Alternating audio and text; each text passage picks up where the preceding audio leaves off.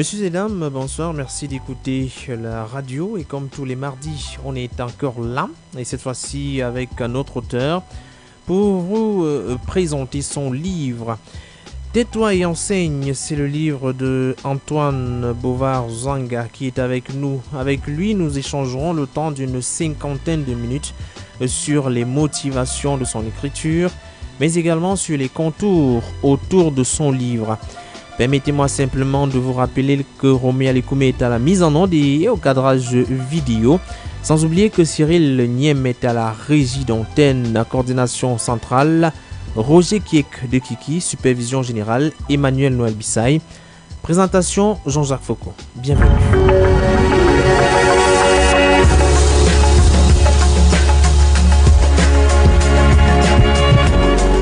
On connaît les écrivains à travers leurs œuvres, mais connaît-on leur univers? Les romanciers nous entraînent dans leur fiction, mais quelle est leur vie au quotidien? Ces acteurs contemporains nous livrent un témoignage de notre temps. Mais quels sont leurs sentiments?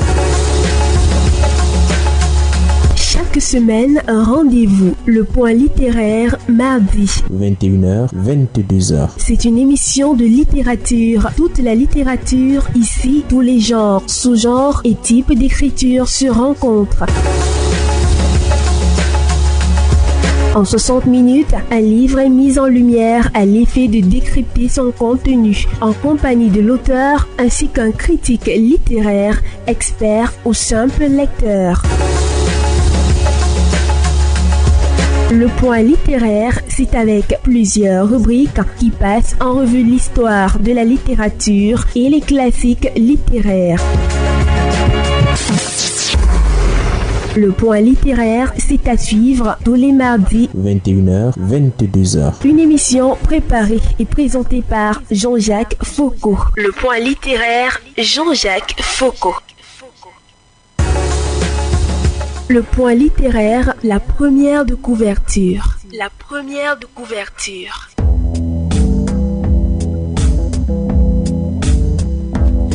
Et en guise de première de couverture, quelques informations sur l'auteur et sur le livre. Une affaire de Annie-Lisette Ambassa. Tais-toi et enseigne, sous une forme exclamative. C'est le titre du roman que vient de commettre Antoine Bovar-Zanga, imprimé aux éditions Proximité. La première des couvertures, de couleur verte, présente un enseignant arborant une blouse blanche, transporté par un mototaximan sur son engin, est en route pour le lycée où il dispense certainement ses savoirs aux apprenants. Sur 111 pages, l'auteur fait le récit effroyable d'un jeune enseignant en cours d'intégration. Niegle, c'est son nom, a douloureusement passé 33 mois sans matricule, 45 mois sans salaire ni arrêté d'intégration à la fonction publique. Est englouti par la misère dans un établissement de brousse. Le roman, en quelque sorte, peint la réalité du milieu de l'enseignement dans notre pays, un véritable pamphlet de la condition du nouvel enseignant, mieux de l'enseignant tout court. Vice-major de sa promotion à l'École normale supérieure de Yaoundé, Antoine Bovar-Zanga est ancien président de l'Association des étudiants de la Faculté des Arts, Lettres et Sciences humaines à l'Université de Yaoundé 1 de 2008 à 2010. Dans la même université, il prépare actuellement une thèse de doctorat en linguistique française. En 2017 déjà, il publie Les Hommes de la Nuit, un roman et un théâtre intitulé Le Retraité, l'Église et les villageois, respectivement chez l'Harmattan et Édilivre.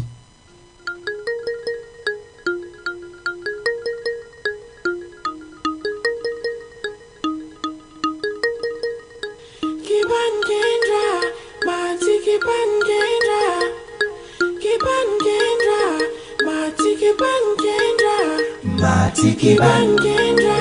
Matiki Bangendra, Matiki Bangendra, Matiki Bangendra, Matiki Bangendra, Matiki Bangendra, Matiki Bangendra, Matiki Bangendra, Matiki Bangendra. I've been trying to move on, but you're blocking my way. Yeah, I've been searching and looking, but you're blinding my eyes. No, you're no good for my life. You're the devil in disguise. And all your shadows and lies, but nothing will last forever. One day, no one day, one day for the master. C'est avec cette chanson qu'on accueille l'auteur ce soir, Antoine Bovar-Zanga, qui est avec nous depuis quand même, on va dire plus d'une heure. Et ça a été un plaisir d'échanger avec lui dans les couloirs de la radio. Bonsoir Antoine Bovar-Zanga. Bonsoir Jean-Jacques Foucault et bonsoir à vos nombreux téléspectateurs et auditeurs. C'est un plaisir de vous recevoir ce soir pour échanger avec vous au sujet de votre livre. Ça fait du bien d'être là, surtout quand il est question de parler de Tais-toi en 5, ça fait énormément plaisir. Il faut dire que c'est un livre quand même qui charrie, ou alors qui amène les uns et les autres à se questionner, à s'intéresser. Je vais dire que j'ai passé environ 2 heures de temps à consommer ce livre. C'est un véritable régal. Les retours qui arrivent sur vous, finalement, de ce livre qui est paru il y a quelque temps. Jean-Jacques Foucault, il y a un écrivain qui disait que le livre est comme cette bouteille qu'on jette dans la mer. On ne sait pas où est-ce qu'il va arriver. Mais je peux dire que depuis un mois que le livre est paru chez Proximité, depuis le mois de janvier 2019, on a un retour positif parce qu'on a le sentiment de ce que le message est passé, sentiment de ce que le livre est véritablement lu, parce qu'il se vend comme des bouts de pain, ça nous fait plaisir. Satisfaction énorme parce qu'à travers les réseaux sociaux, on a des notes de lecture, on a des nombres de déjà 20 notes de lecture pour un livre qui n'a qu'un mois d'existence. Dans la vie du jeune écrivain que nous sommes, on se dit que c'est un exploit. On est fiers heureux de savoir qu'il y a des critiques heureuses, des critiques moins douces, moins tendres tout à fait, au sujet du livre. Voilà, ça fait grandir l'écrivain que nous sommes. Par exemple, on a un très bon lecteur qui nous a fait des remontrances sur le titre qui, à son avis, l'a choqué. Tais-toi et enseigne. Tais-toi et enseigne. Il a eu le sentiment qu'on lui faisait une certaine pression, du moins on lui demandait de ne peut-être pas enseigner, ou alors on nous faisait des remontrances sur ce qu'il sait faire avec toute la passion possible. Alors il s'est demandé si enseigner c'est transmettre des connaissances, si enseigner c'est se servir de sa voix, comment va-t-il se taire pour enseigner. Bon, je me suis dit, il n'avait peut-être pas encore lu le contenu du texte en lui-même. Mais la vérité, le titre doit servir d'élément choc. Le titre doit servir d'élément qui suscite, amène le lecteur à découvrir ce qu'il y a à l'intérieur. Tout à fait. C'est pour cela que l'on a choisi Tais-toi et enseigne. Si on s'attarde justement sur le fameux titre Tais-toi et enseigne, il ne s'agit pas d'une tentative de musellement de ceux qui ont le devoir là de transmettre le savoir. J'ai failli dire aucunement, mais à la vérité, Jean-Jacques Foucault, le livre est polysémique. C'est même ça le pouvoir de la littérature. Et quelqu'un disait que chaque lecteur réécrit son livre à sa manière. Mais comme on est sur Royal FM et qu'il faut livrer quelques exclusivités, je peux vous dire que s'il y a un livre qui m'a jeûné, s'il y a un livre qui m'a amené à écrire avec autant d'émotion, s'il y a un livre dont j'ai eu la difficulté à trouver un titre, c'est bien celui-ci, celui de Tais-toi et enseigne. Parce que, voyez-vous, quand on commence à écrire, on a des balbutiements de ce que pourrait être le titre. En réalité, on n'a pas un titre tout de suite. On a une idée, on a une thématique, on a un cible, on s'imagine son lectorat futur. Mais à la fin de l'écriture de mon livre, je me suis dit, bien attention, tout ce que je décris a déjà été dit. Tout ce que je décris est su, mais rien n'a changé.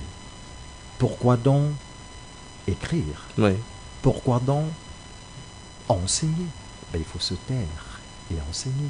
C'est un peu comme une réplique, un peu comme si on disait au personnage principal qui est Neglem, monsieur, arrête ça. D'abord, on a toujours appelé aux enseignants qui bavardent un peu trop. On a toujours appelé aux enseignants qui ne sont pas mieux que les autres, du moins ils ne sont pas les seuls à avoir autant de problèmes. Je me suis dit, avec autant de chapelets, autant d'éléments d'énonciation définis dans ce texte, il fallait se demander s'il faut se taire. Et c'est pour cela que je me suis dit, tais-toi et enseigne, parce qu'il y a quand même une exclamation. Je voudrais dire merci et félicitations à la jeune dame qui a fait de la noble lecture, du moins pour la première de couverture. Effectivement, il y a... Qui a pu comprendre et déceler le petit mystère qu'il y avait autour de ce titre-là. C'est une phrase impérative, et nous enseignons aux élèves, je suis professeur de français, soit dit en passant, oui. Nous enseignons aux élèves que la phrase impérative peut signifier un ordre, peut signifier un conseil, peut signifier un soin, peut signifier une prière, etc. Pour le cas échéant, on peut dire que tais-toi enseigne peut traduire un conseil. Un conseil parce qu'on voudrait dire à l'enseignant, au-delà de tout ce que tu subis, au-delà de ton rappel qui n'arrive pas tout de suite, au-delà de ta condition d'enseignant qui n'est pas jusqu'ici respectée, du moins valorisée à sa juste valeur acceptée de la tautologie, oui. Au-delà de tout ce qu'on peut dire, dis donc, vous avez choisi un corps de métier, vous avez choisi d'être devant et debout les élèves, vous avez choisi de transmettre les savoirs savants, savoir-faire et savoir-être, dis donc, le seul conseil, c'est d'enseigner. Mais tais-toi enseigne peut aussi être une prière. Une prière parce qu'on se dit, est-ce que ça va changer un jour? On prie Dieu. Mais je ne voudrais pas penser à un autre. Non, l'intention du livre, c'est pas faire une remontrance. Oui. L'intention du livre, c'était pas une sommation vis-à-vis de l'enseignant, mais l'intention du livre, en réalité, c'est une réplique. C'est se demander si on doit se taire, si on doit arrêter de dire ce que l'on pense, si on doit éviter de dire à haute voix les travers, les tares, les souffrances, le malheur, le chapelet de l'enseignant, dis donc, ce ne serait pas encourager notre corps de métier. Lorsqu'on dit du livre Tais-toi et enseigne que c'est une supplication, que c'est des pleurs assez hautes de ceux-là qui sont les mal-aimés finalement. Mal-aimés de la fonction publique, oui, parce que comparaison n'est peut-être pas raison, mais quand vous regardez un enseignant, du moins un professeur, un élève professeur qui sort d'une école normale, on a le sentiment qu'il n'est pas regardé comme l'autre qui sort d'une autre école que je ne vais pas nommer ici. On a le sentiment qu'il est le mal-aimé de la fonction publique.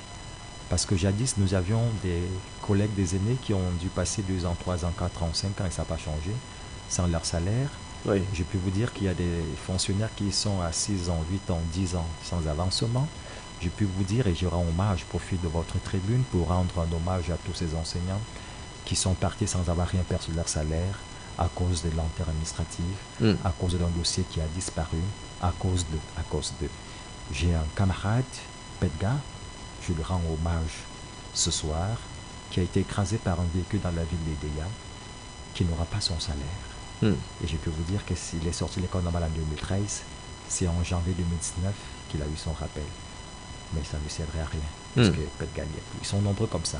C'est une interpellation à l'endroit des dirigeants. Mais maintenant, s'il fallait découvrir le livre dans sa profondeur, de quoi parle fondamentalement le livre? C'est une histoire forcément qui essaie de passer un message. C'est l'histoire de qui et qui fait quoi?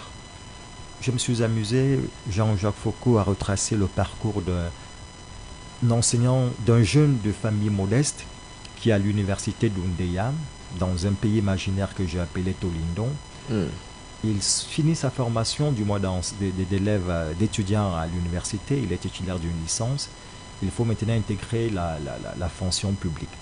Il a un choix entre présenter le concours de l'ENAM, le concours de l'école normale, de l'ESTIC et tous les autres concours. Mais comme il est passionné d'enseignement, puisque son père est un ancien instituteur, le jeune Yegle va choisir de se frotter à la crèche, c'est-à-dire il va présenter le concours de l'école normale d'Oundéa.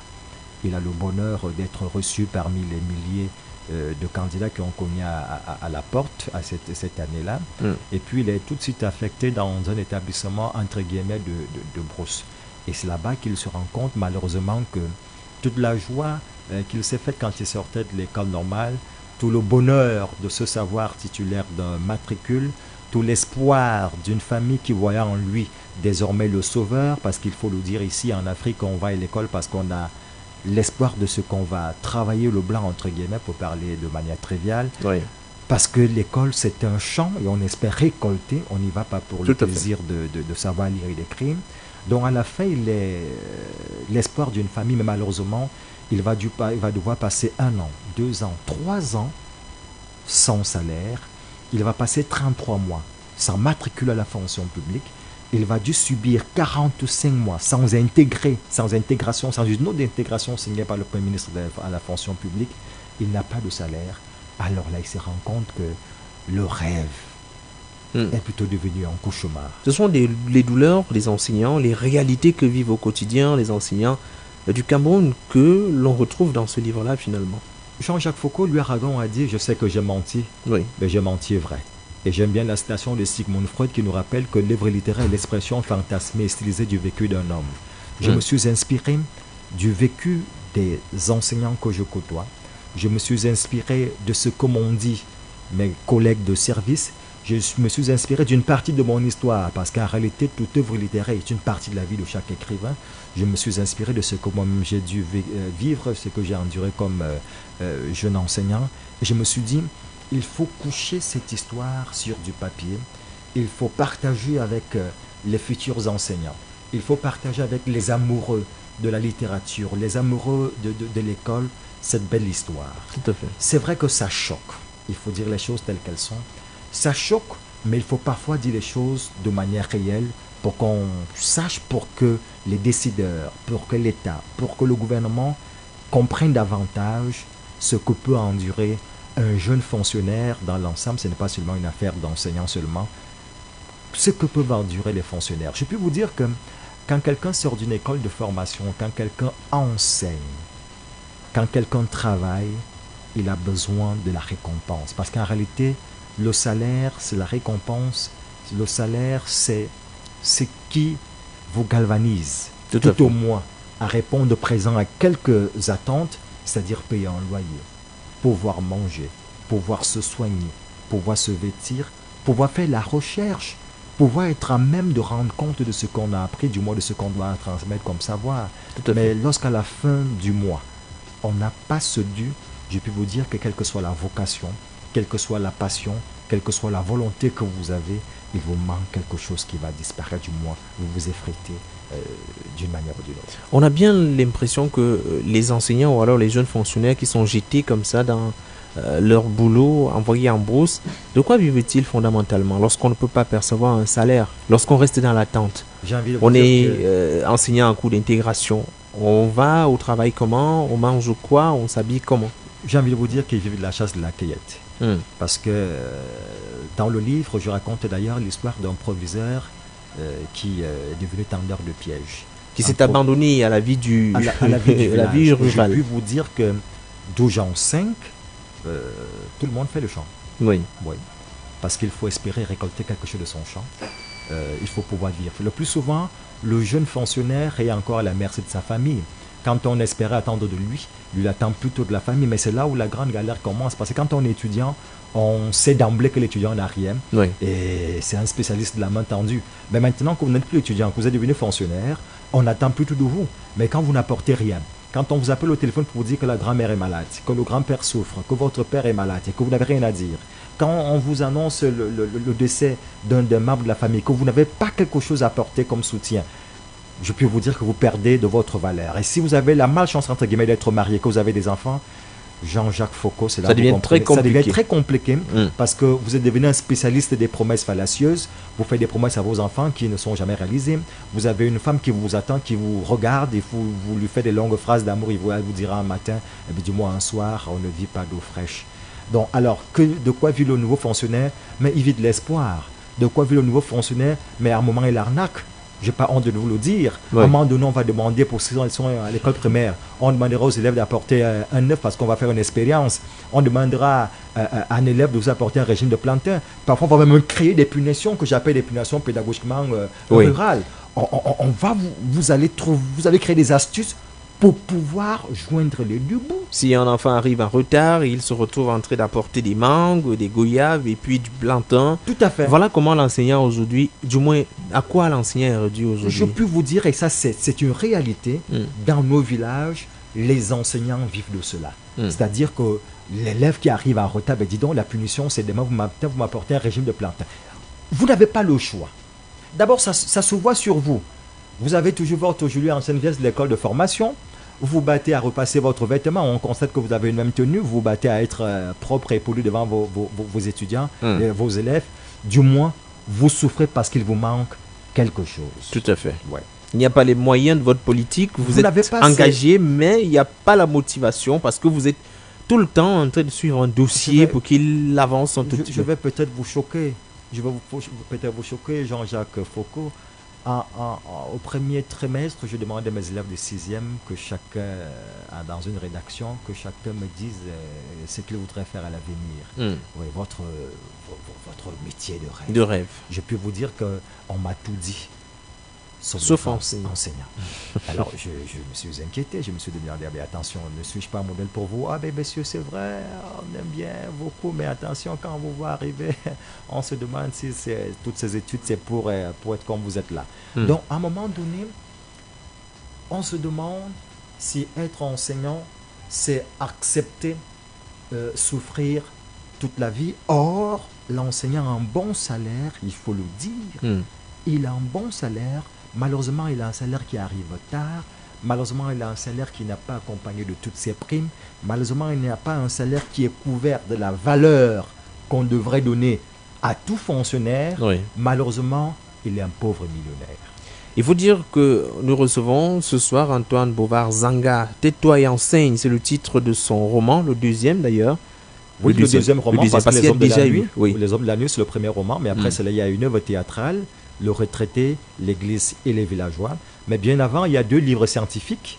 J'ai transformé mon mémoire de master en livre. C'est publié aux éditions Université européenne en Allemagne. Je parle de l'écriture de la presse au Cameroun dans ce premier livre-là qui est paru en 2012.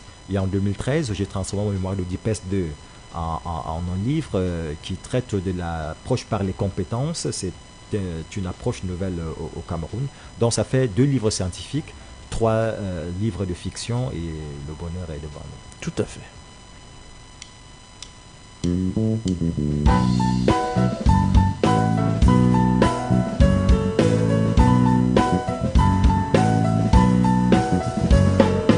Hey baby, je t'ai demandé quoi? Laisse-moi vivre avec ma façon là. Hey baby, je t'ai demandé quoi? Laisse-moi vivre avec ma façon là.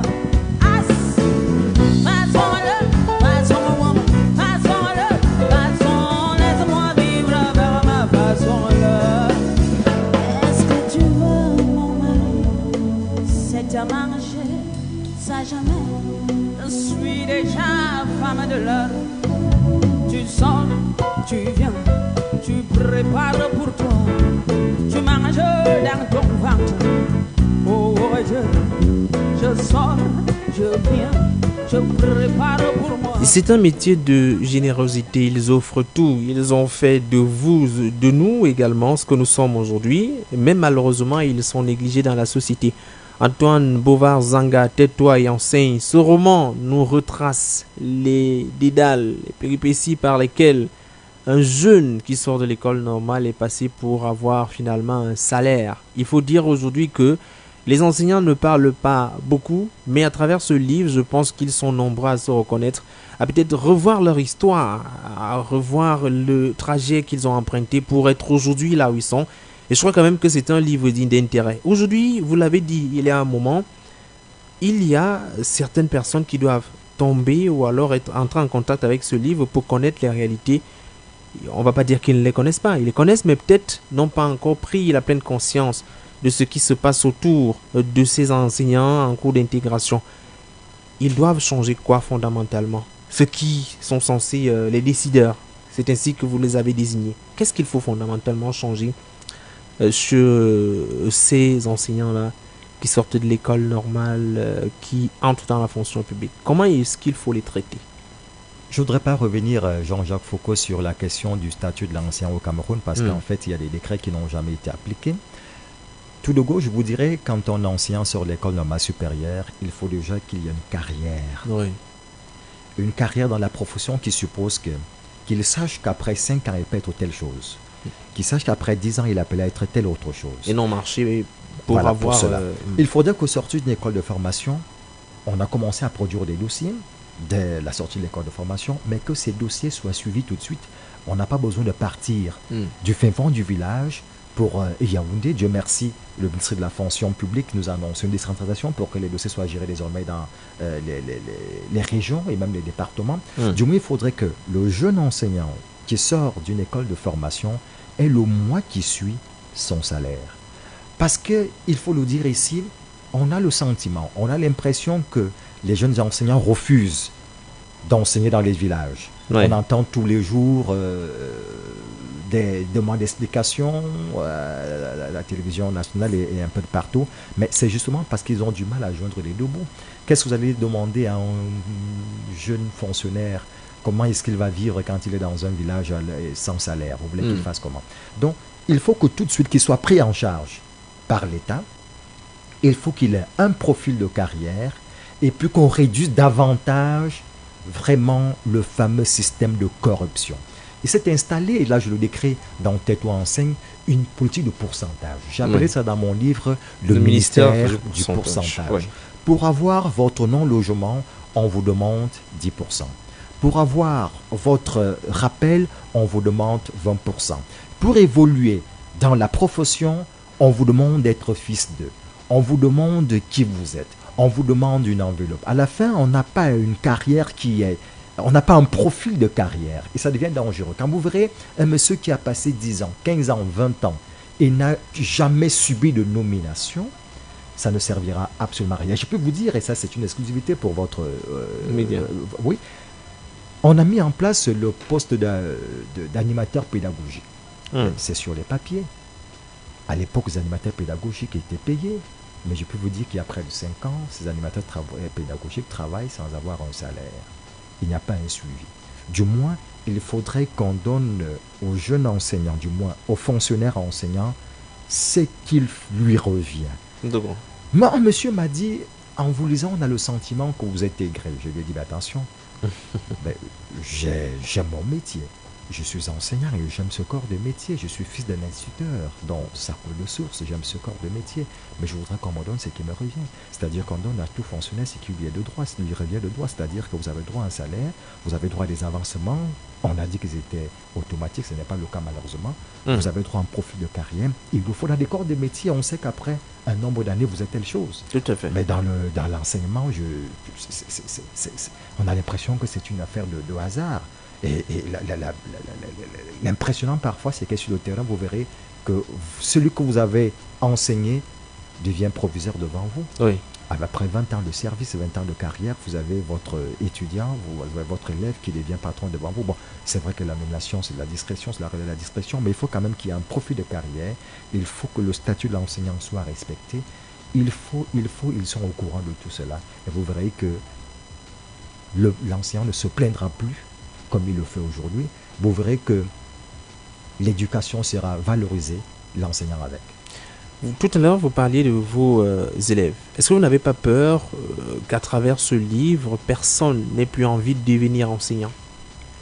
C'est le sentiment qu'on peut avoir lorsqu'on a lu le titre Tais-toi et enseigne. Mais lorsqu'on entre dans le contenu du texte, on se rend effectivement compte qu'il est plutôt question d'une motivation. Je décris la beauté de ce métier. Jean-Jacques, quand vous entrez dans une salle de classe, vous avez l'impression qu'on vous a, entre guillemets, drogué. Parce qu'en réalité, vous êtes passionné. Quand vous regardez ces jeunes gens qui attendent quelque chose de vous, quand vous regardez ces yeux qui vous regardent, vous vous oubliez. Je n'ai jamais vu un métier aussi exaltant, aussi passionnant. Ce bonjour monsieur, ce bonsoir madame, ce respect que vous avez au sortir de votre cours, quand vous avez bien fait votre travail, il n'y a pas plus grand salaire que celui-là. Mais il y a à côté aussi le fait qu'on voyage dans des conditions qui ne sont pas très appropriées pour aller donner cours dans les localités bien lointaines. Ça peut amener les uns et les autres à se dire, au lieu d'abandonner WhatsApp, Facebook en ville, qu'est-ce que je vais aller chercher dans des localités où il n'y a pas de courant électrique, où il n'y a pas véritablement de vie? C'est le malheur de notre pays. Nous sommes un pays sous-développé et je le décris dans Tais-toi et enseigne parce que Niècle arrive à Bidima à 8 heures. Il va prendre le véhicule pour ce fameux village à 17 heures. De 8 heures à 17 heures, ils sont 27 dans un véhicule de 17 places. Et ça, c'est le cas. C'est le cas, c'est-à-dire que vous avez un véhicule de 5 places, ben vous êtes 12. Oui. Parce que la politique du voyageur, du moins de ces chauffards, c'est que derrière, on a 5 places assises et chaque passager doit porter un autre client. C'est comme ça qu'ils appellent les passagers là-bas à Bidima. Oui. Donc, vous êtes contraint de porter un autre passager. Et maintenant, à la cabine, en dehors du chauffeur, il y a 3 autres clients. Et le chauffeur s'amuse à faire passer son levier de vitesse entre les jambes d'une demoiselle triée dans le table. Du moins, je décris ces scènes quand même pour faire rire le lecteur, pour montrer les conditions atroces de voyage dans certaines localités. Oui. Et c'est à nos risques et périls qu'on va au travail. Ça peut froisser, ça peut frustrer, mais c'est même cela qu'on appelle le patriotisme et c'est même cela qu'on devrait appeler la conscience professionnelle. Ce que vous décrivez peut relever de l'incroyable. Mais il faut dire que ce n'est pas très loin de nous. Parce que lorsqu'on va, par exemple, dans les localités comme, je vais redire une localité où on a dû aller, partir de Mpang-Samlima, par exemple, jusqu'à Samlima, il faut vous apprêter à porter des gens. Ouais. Ce sont des réalités qui se vivent au quotidien. Ouais. Mais l'enseignant devrait peut-être avoir un statut particulier. Lorsque vous allez dans une localité, il faudrait peut-être des avantages. Pourquoi pas le transport des enseignants qui y vont, puisqu'ils sont très peu à y aller tout de même. Il y en a qui abandonnent leur poste. Oui. Est-ce qu'il ne faut pas des primes en plus pour encourager l'enseignant qui va dans une localité où il n'y a pas véritablement de vie? J'ai eu dire qu'à l'époque d'Aïdio, il y avait une prime pour tous les fonctionnaires qui travaillent dans des conditions pareilles. Malheureusement, ce n'est plus le cas parce qu'on ne trouve aucune dissemblance entre l'enseignant, du moins le fonctionnaire des zones reculées et le fonctionnaire de la ville. C'est pour cela que tout le monde a envie de venir en ville, en réalité. Tout le monde a envie de revenir en ville. Mais si le fonctionnaire avait ces primes-là, il se pourrait que certains fonctionnaires ont ces primes. Du moins, si les enseignants, je préfère prêcher pour l'enseignant, si les enseignants avec ces primes-là, je peux vous dire que personne n'aurait envie de venir en ville. Surtout qu'il y a des coins, je prends le cas de l'Ouest Cameroun, où certains enseignants sont logés gratuitement, où certains enseignants bénéficient quand même de la grâce, de la clémence, du moins de l'accueil des villageois. Vous n'avez pas envie de partir de là. Mais il y a des zones où plutôt le fonctionnaire, l'enseignant est regardé comme un ennemi, c'est-à-dire que vous n'avez pas de quoi manger, du moins quand vous présentez comme tel, ce qui coûtait 10 francs va coûter 20 francs, du moins on double la mise. Alors, c'est pour cela que je dis, Jean-Jacques, si le fonctionnaire enseignant avait son salaire tout de suite, s'il avait toutes les primes qu'il faut pour subvenir à ses besoins, mais il s'achèterait soi-même un véhicule. Tout à fait. Oui, il n'aura pas besoin de se confondre à la foule. Il y a des chefs d'établissement qui vont à pied. Ça frustre quand même. Et j'ai pu vous dire qu'un chef d'établissement, c'est un sous-directeur de l'administration. Tout à fait. Voilà, qui devrait, en principe, dans les pays sérieux, qui devrait être véhiculé. Mais malheureusement, quand vous avez un proviseur de brousse qui doit squatcher, qui doit partager la même chambre que ses propres collègues, ça devient un tout petit peu compliqué. Ça devient compliqué. Oui. Et c'est ce qui est décrit dans Tais-toi et enseigne. On en reparle dans un instant, le temps des classiques littéraires de Hassana Salisu, et puis on revient. Le point littéraire, les classiques littéraires. Les classiques littéraires. Eh bien, chaque mardi, elle fouille pour nous un trait connu de la littérature. Hassana Salisu nous présente un classique littéraire. C'est une histoire banale, celle d'une jeune fille abandonnée par un bel indifférent après qu'il soit arrivé à ses fins. Ensuite, tout est allé très vite, trop vite pour Raihana, personnage principal.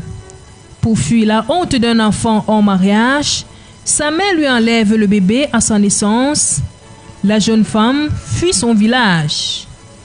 Dans le désert mauritanien, cette jeune fille fuit son campement emportant avec elle le tambour sacré, symbole de la fierté de sa tribu.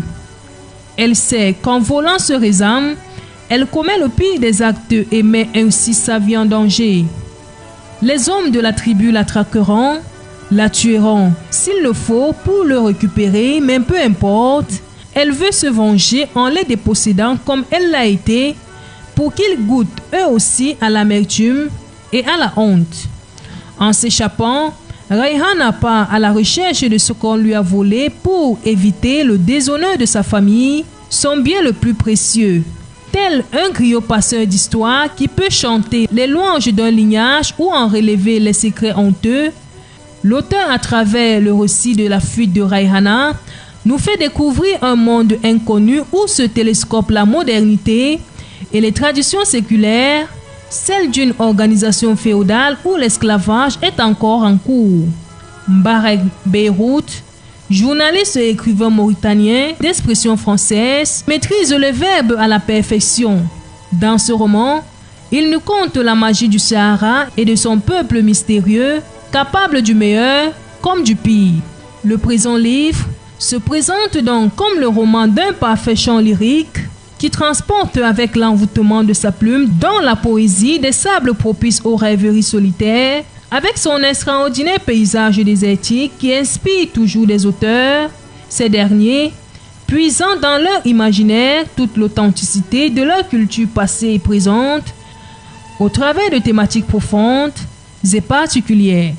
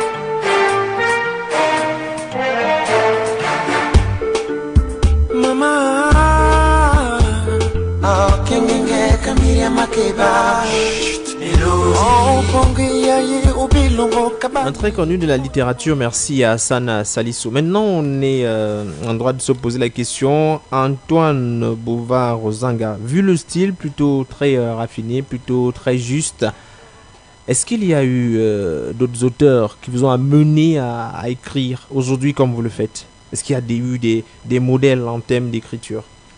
J'ai la chance et le privilège d'être enseignant. Ça fait que j'enseigne d'autres œuvres à mes élèves.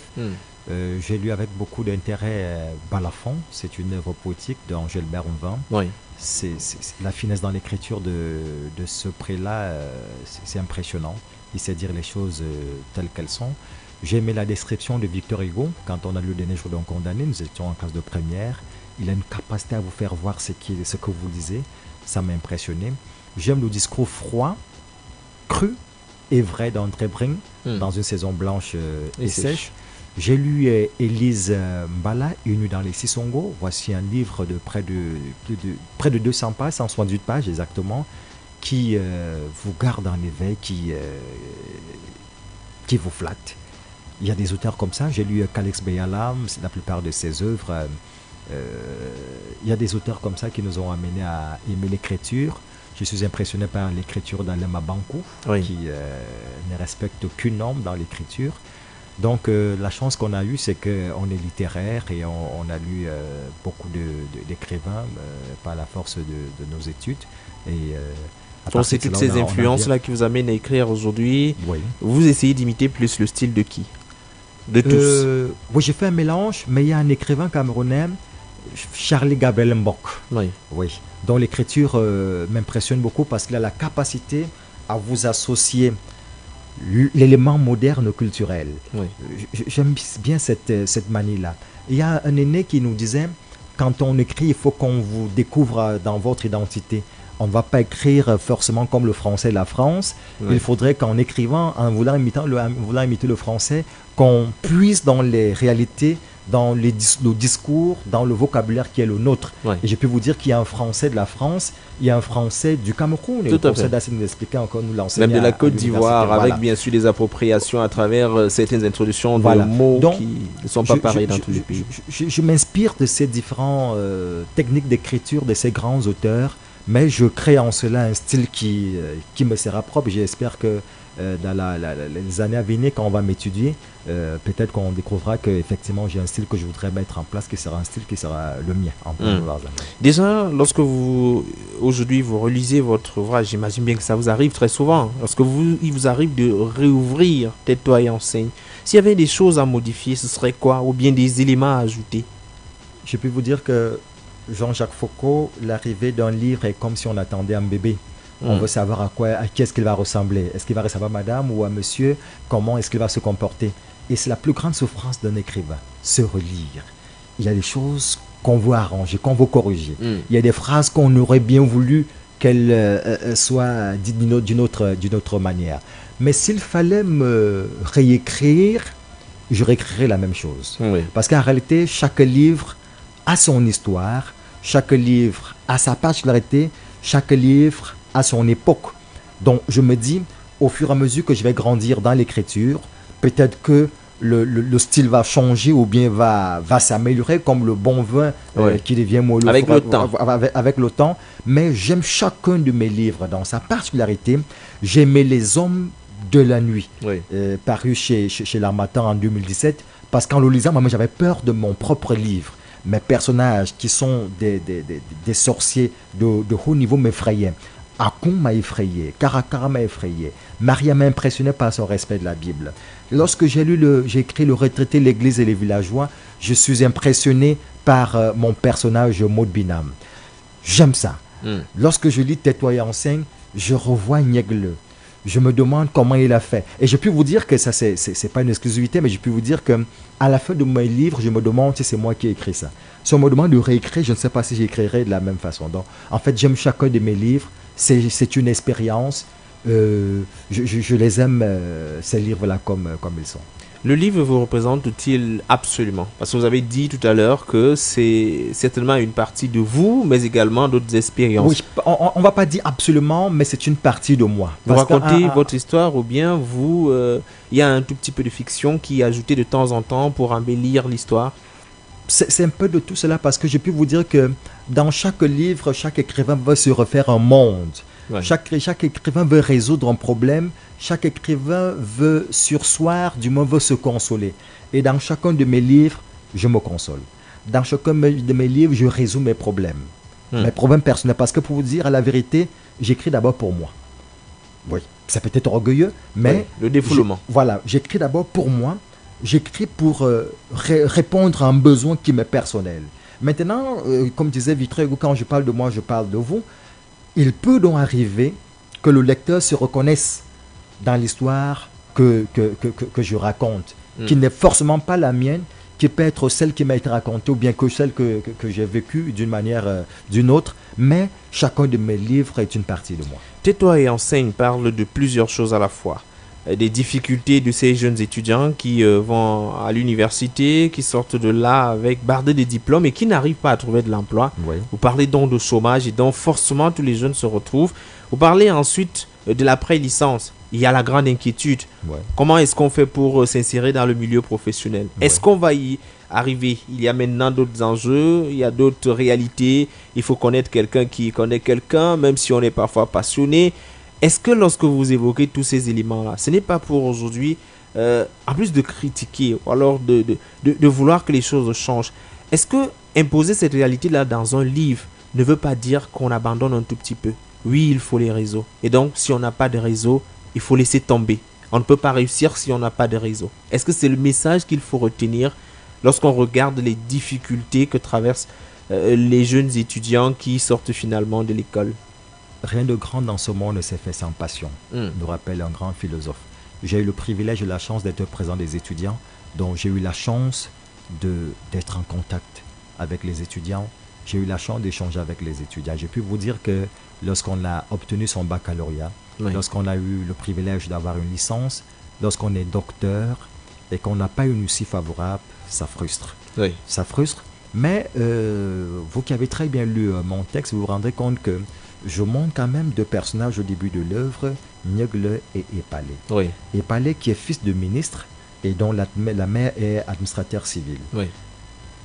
Il est le meilleur ami de Niegle. Lorsqu'il faut faire un choix de carrière, Niegle choisit d'être enseignant Et Palais choisit l'administration générale. Il va être sous-préfet et préfet à l'avenir. Mais dans cet échange qu'il y a entre Niègle et Palais, je démontre qu'on n'a forcément pas besoin d'être fils d'eux pour devenir ce que l'on doit. Nous, on arrive dans l'enseignement pas parce qu'on est fils d'instituteur, mais parce qu'on a aimé ça. On n'a pas tous les étudiants, du moins tous les étudiants, tous les jeunes ne sont pas ce qu'ils sont aujourd'hui parce qu'ils ont bénéficié de certaines faveurs. Il faut tout faire pour se dire qu'on est le meilleur. C'est pour cela qu'il faut faire l'école avec toute la sérénité possible, parce que moi, je crois au mérite. Et je crois que le mérite existe encore. Et je peux vous dire que quand vous avez fait la bonne école, on finira par faire avec vous. Donc, je crois en cela. Je crois qu'il y a encore des concours au Cameroun où on n'a pas besoin de négocier. Je crois qu'il y a des étudiants qui ont été reçus à des concours dans ce pays sans qu'ils ne soient fils d'eux. Ça existe. Et donc, l'école normale n'est pas pour les enfants de pauvres, et puis les autres écoles pour des enfants, des parents un peu plus aisés. Non, je voudrais sortir de ce discours-là, et ça, je le dis tous les jours à mes élèves. Lorsqu'on est meilleur, on finira par faire avec vous. Maintenant, pour arriver, et ça, il faut le dire de manière sincère, que le pauvre, celui de la classe modeste, est appelé à doubler d'efforts. Oui. Parce que en dehors de votre intelligentsia, en dehors de vos capacités intrinsèques, vous n'attendrez rien de quelqu'un d'autre. Donc il faut donc tout faire pour être le meilleur. Là où l'autre aura 10 de moyenne, battez-vous à avoir 12 de moyenne. En sorte que quand on va jouer avec les moyennes, avec la moyenne, qu'on se dise, celui-là, il mérite bien. Donc il faut plutôt encourager les jeunes dans ce sens-là. Il y a ce côté-là, il y a également le problème dans nos administrations. Vous parlez dans le livre, on présente une dame qui est imbue d'elle-même. Le service public aujourd'hui est devenu un tout petit peu, un peu n'importe quoi, si vous permettez que je le dise ainsi. Vous arrivez pour avoir un service, c'est difficile d'être reçu. Les gens travaillent un peu comme par désinvolture. On est là, mais c'est comme si on ne veut pas du tout être là. C'est difficile d'aller demander un service dans la fonction publique. Il y a la corruption. Voilà autant d'éléments qui sont soulevés dans ce texte. Et maintenant, pour vous, parce que bientôt on va se séparer, qu'est-ce qu'il faut fondamentalement retenir de cet ouvrage? S'il y a quelques éléments qu'il faut absolument retenir de tout ce qu'on vient d'évoquer, dans ce tout-là, il faut prendre quoi? Premièrement, il faut faire son travail avec passion. Il faut être professionnel, il faut être un patriote, et cela ne peut se vivre qu'à travers notre rendement. Deuxièmement, il faut que les pouvoirs publics, il faut que ceux qui ont le pouvoir de décision respectent certains corps de métier. Et ce seul respect, c'est, comme disait Rousseau, l'obéissance à leur conseil prescrit et liberté.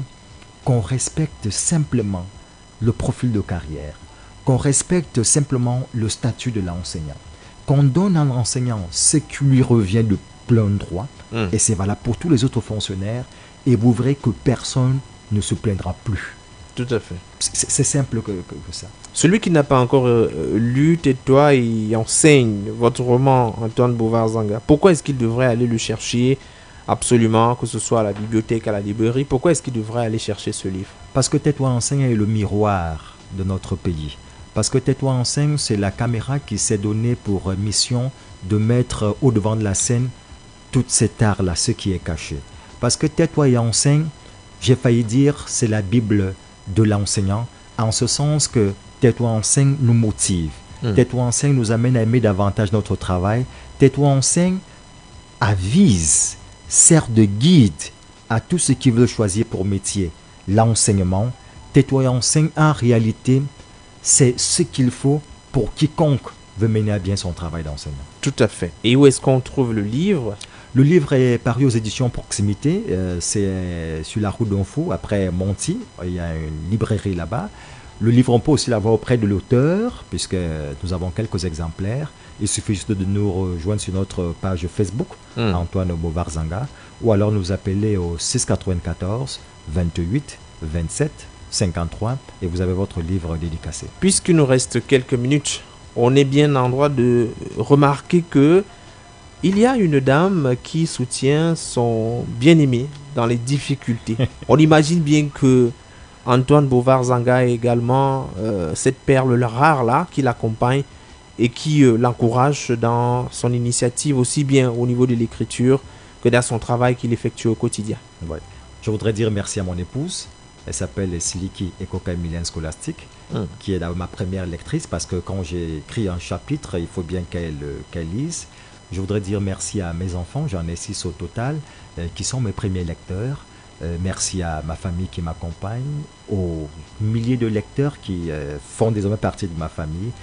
Ça fait du bien de savoir que dans le monde qu'on a choisi sur l'écriture, on n'est pas seul. On a des hommes des médias. Je découvre Jean-Jacques Foucault qui a bien voulu m'inviter dans cette émission. Donc on est fiers de savoir qu'il y a un retour, qu'il y a un feedback, parce qu'en réalité, un livre qui n'est pas lu n'existe pas. Oui. Et nos livres sont lus, ça nous fait du bien. On a un retour qui est positif, ça nous amène à travailler davantage, et c'est l'occasion ou jamais pour nous de dire que chacun a entre guillemets son petit don et chacun devrait donner ce qu'il faut pour que ce pays avance. Et ce livre est un don, je l'ai dit, il recrasse avec beaucoup de fidélité les réalités de ces jeunes enseignants que vous voyez au quotidien, que parfois vous méprisez, que vous regardez avec dédain, mais ce sont les mines du savoir et donc il faut les respecter davantage.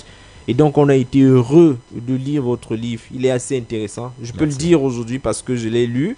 Et j'espère que les auditeurs qui nous écoutent chercheront également à le lire. C'est important. Et peut-être même les enseignants. Pourquoi pas pour voir et se revoir dans cette période de galère, s'il faut le dire. Et aujourd'hui, désormais, tourner. Peut-être pour la sortie, pour la route. Un dernier mot. En dehors de l'écriture, Antoine Bovar-Zanga fait quoi dans la vie? Et bien sûr enseignant. Enseignant. En dehors de l'enseignement. Voilà, de l'enseignement, j'aime la communication puisque je suis animateur événementiel. D'accord. Oui, j'aime bien ça. Mais il faut quand même dire qu'après Tais-toi enseigne, pour l'année prochaine, en 2020, on aura un autre livre, Deno sa mère, dont la rédaction est terminée. C'est un livre préfacé par le professeur Delphine Tan. En 2021, nous aurons un autre livre, Vers l'inconnu, qui est un recueil de 6 nouvelles, si tout se passe bien. En 2023, on aura Moi président, vie d'étudiant, jeu et enjeux du pouvoir. C'est un livre de près de 200 pages qui retrace notre parcours à l'université. Du moins, nous, on a choisi l'écriture et si Dieu nous prête vie, comme c'est le cas, on continuera d'écrire pour le plaisir des Camerounais, des Africains et du monde entier parce qu'on se veut bien être écrivain du monde. Merci Antoine Bovar-Zanga d'être passé à la radio, d'avoir échangé pendant une soixantaine de minutes avec nous sur votre livre. C'est moi qui vous dis grandement merci. Merci à Jean-Jacques Foucault. Merci bien pour cet espace de communication. C'était un bon moment de radio. Il faut dire que l'émission est disponible sur la page Facebook de la radio, sur Royal FM Espace Cameroun. La rediffusion, c'est entre 5h et 4h du matin, il faut le dire, entre 4h et 3h du matin en tout cas. Merci à Romia Lekoumé qui était à la mise en onde ce soir. Merci également à Cyril Niem, lui il était à la régie d'antenne. Coordination centrale Roger Kiek de Kiki, supervision générale Emmanuel Noël Bissaï. Jean-Jacques Foucault, c'est mon nom. Antoine Bovar-Zanga, c'était l'invité. Monsieur, merci une fois de plus. Et surtout pour le direct, mardi prochain. Bonne soirée à vous.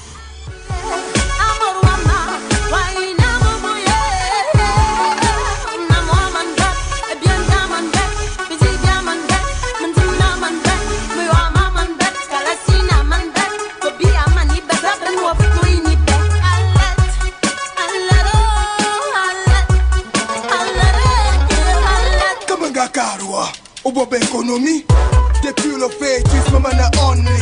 Dans une bulle de ma fuite de ce pays où les filles je l'impose de la police, les postes de police en plein dans les ailes. Ici, le loup voiture dans les taxis. Le puits de la mer il se remplit. Trop de taxes à payer, les commerçants ne respirent plus. Le bis et les hommes du bis en plein dans le vide. Investir dans son pays est un vrai délit.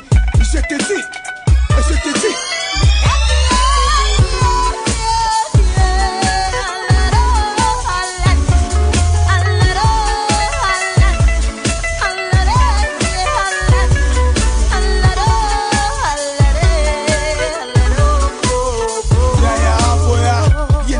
Trop de postes et de ministères, ministre, milliardaire, opération.